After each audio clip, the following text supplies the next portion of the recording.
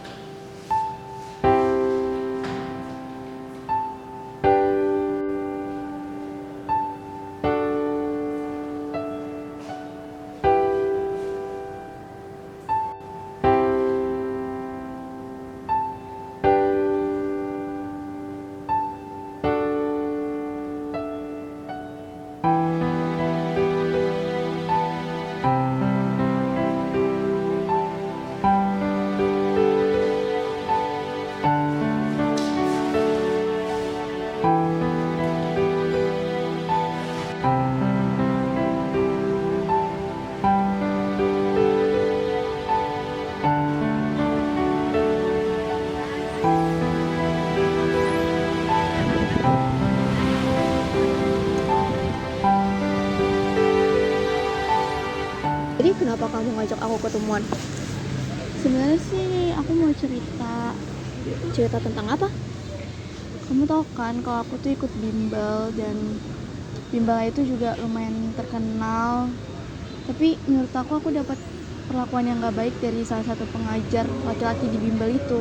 Gak baik, kayak gimana? Dia tuh kayak apa ya? Dia tuh suka megang-megang aku. Terus dia juga apa ya? Suka natap. Tapi tuh tatapannya tuh bukan tatapan yang biasa, kayak tatapan aneh gitu. Dan dia lakuin tuh bukan ke aku doang, ke murid perempuan yang ada di bimbel itu. Bahkan sampai pengajar pun dia ngelakuin hal itu. Padahal dia tuh udah punya istri dan dia tuh juga udah punya anak. Ya terus kenapa kamu diem aja pasti perlakuan kayak gitu? Karena apa ya, aku tuh takut kalau misalkan aku ngelawan dia malah semakin ngelakuin hal yang aneh ke aku. Makanya kalau misalnya dia ngelakuin itu aku diam, dan aku pun kayak apa ya, aku diam, aku nggak tahu mau ngapain, dan rasanya tuh badan aku benar-benar tegang dan keringet dingin karena aku takut. Lalu keluarga kamu gimana? Udah tahu belum tentang hal ini? Jujurnya aku baru cerita ke kamu doang sih, belum ada yang tahu tentang ini karena aku takut, aku benar-benar takut. Dan yang pengen masuk ke bimbel ini kan aku sendiri, aku takutnya abang aku tuh mikir yang aneh-aneh, makanya aku takut buat bilang ke mereka. Tapi ya, menurut aku keluarga kamu tetap harus tahu sih tentang hal ini. Kamu coba ngasih tahu mereka pelan-pelan aja. Secepatnya sih pasti aku bakal bilang, tapi pasti aku bakal bilang, cuman aku nggak tahu kapan aku bakal bisa bilang dan ceritain. Tahu nggak? Apa tuh? Aku kan ceritain masalah kamu ini ke kakak aku ya. Terus kakak aku juga ngeceritain masalah temennya. Jadi teman kakakku ini juga kenal sama pengajar itu. Cuman si pengajar ini dia tuh jadi konsultan di bimbel lain. Terus gimana lagi setelah itu? Jadi ya teman kakakku ini konsultasi gitu ke si pengajar ini. Tapi dia bareng sama 5 temennya yang lain gitu. Jadi konsultasinya bareng-bareng.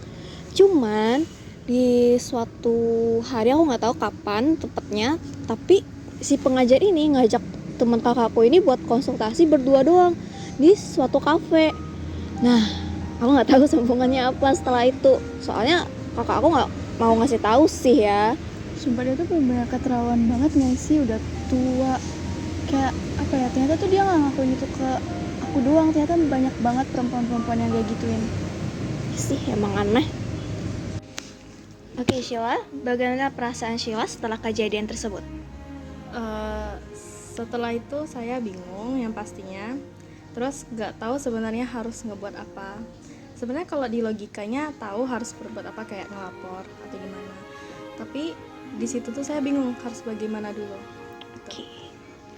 Jadi menurut Sheila, hal apa yang paling membantu Sheila dalam proses pemulihan setelah kejadian tersebut?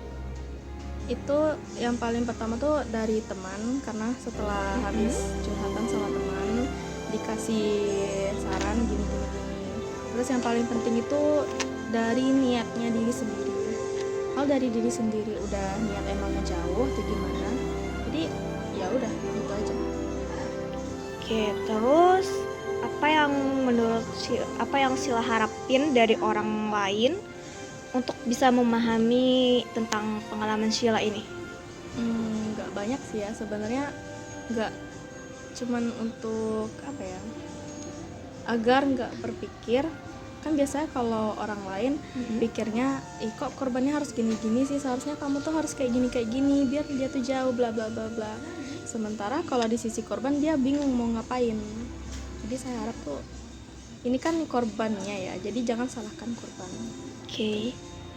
Terus yang terakhir nih, ada nggak pesan dari Sheila yang ingin Sheila sampaikan kepada korban lain yang di luar sana yang mungkin sedang menghadapi hal serupa?